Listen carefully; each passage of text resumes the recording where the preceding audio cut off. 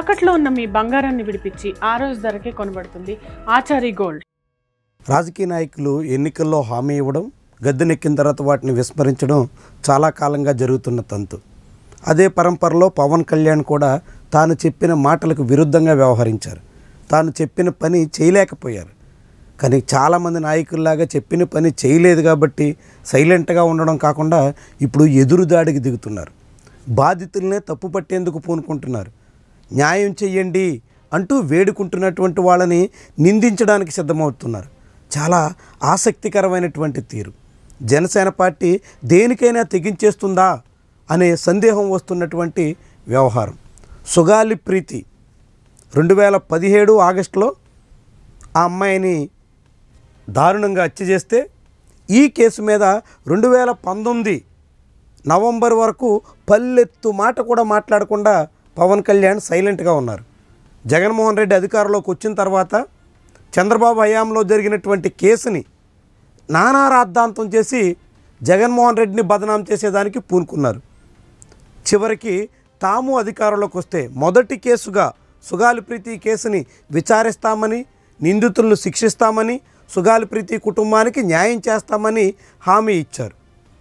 ప్రతి సభలోనూ అవకాశం దొరికిన అన్నిసార్లు ఆ విషయాన్ని జగన్మోహన్ రెడ్డికి ముడిపెట్టి జగన్మోహన్ రెడ్డి చాలా అన్యాయంగా వ్యవహరిస్తున్నారు అన్నట్టుగా చిత్రీకరించే ప్రయత్నం చేశారు.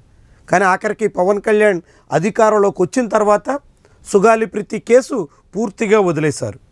ఏరు దాటేక తెప్పతగలేసినటువంటి చందంగా వ్యవహరించారు.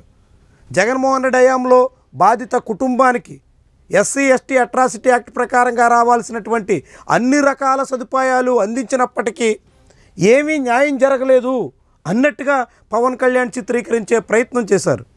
చివరికి ఇప్పుడు పవన్ కళ్యాణ్ ఉప ముఖ్యమంత్రిగా కూటమి పాలన 14 నెలలు పూర్తయిన తర్వాత తమకెందుకు న్యాయం చేయరు అంటూ సుగాలి ప్రీతి కుటుంబం మరోసారి రోడ్డెక్కుతోంది. అనేక రకాల ఆందోళనలకు పూనుకుంటుంది. ఆమె వాస్తవంగా తమ ప్రాంతం నుంచి ర్యాలీ చేయాలని భావించింది. వాటన్నిటికీ ప్రభుత్వం పోలీసుల సహాయంతో అనుమతి లేదనే పేరుతో అడ్డుకట్ట వేసింది. ఆఖరికి జనసేన పార్టీ కార్యాలయం ముందు ఆమరణ దీక్షకు పూనుకుంటాను అంటూ సుగాలి ప్రీతి తల్లి పార్వతీబాయి హెచ్చరించాల్సిన పరిస్థితి వచ్చింది. దాంతో ఇప్పుడు జనసేన స్వరం మార్చి సుగాలి ప్రీతినే తప్పు పట్టేదానికి పూనుకుంటుంది. అప్పుడు మీరు వచ్చి ఆఫీసులో ఏడిస్తే మేము మీకు న్యాయం చేశాం అని చెప్పుకుంటోంది. తాము ఏం న్యాయం చేశామో అనేది లేకుండా జగన్మోహన్ రెడ్డి హయాంలో చట్ట ప్రకారంగా ఇవ్వాల్సినటువంటి పరిహారం అందించడమే తమ ఘనతగా, అదే తమ క్రెడిట్గా చెప్పుకునే ప్రయత్నానికి జనసేన ఒడిగడుతోంది. మరి 2020 ఫిబ్రవరి నెలలో జగన్మోహన్ రెడ్డి హయాంలో ఈ కేసు సిబిఐ విచారించాలని, అక్టోబర్ నెలలో బాధిత కుటుంబానికి అన్ని రకాలుగా పరిహారం చెల్లిస్తూ నిర్ణయం తీసుకుంటే మరి అదే న్యాయం చేసినట్టుగా జనసేన చెప్పుకునే దానికి తెగిస్తే మరి ఆ తర్వాత 22, 23, 24 ఎన్నికల ముంగిట కూడా ఆ కేసు గురించి ఎందుకు మాట్లాడారు అన్నది జనసేన సమాధానం చెప్పాల్సిన అంశం. అయినప్పటికీ సుగాలి ప్రీతి కుటుంబం మీద ఇప్పుడు జనసేన నేతలు చేస్తున్నటువంటి విమర్శలు, ఆమె తల్లిని బదనాం చేసేదానికి బరితెగిస్తున్నటువంటి వైను ఆ పార్టీ వ్యవహారాన్ని చాటుతోంది. తాము న్యాయం చేయకపోగా చేసినటువంటి జగన్మోహన్ రెడ్డి నిందించి ఇప్పుడు మళ్ళీ తామే చేశామన్నట్టుగా క్రెడిట్ గేమ్ ఆడుతూ బాధిత కుటుంబాన్ని బజారుకు లాగే ప్రయత్నం చేస్తున్నటువంటి వైను చాలా విడ్డూరంగా కనిపిస్తోంది.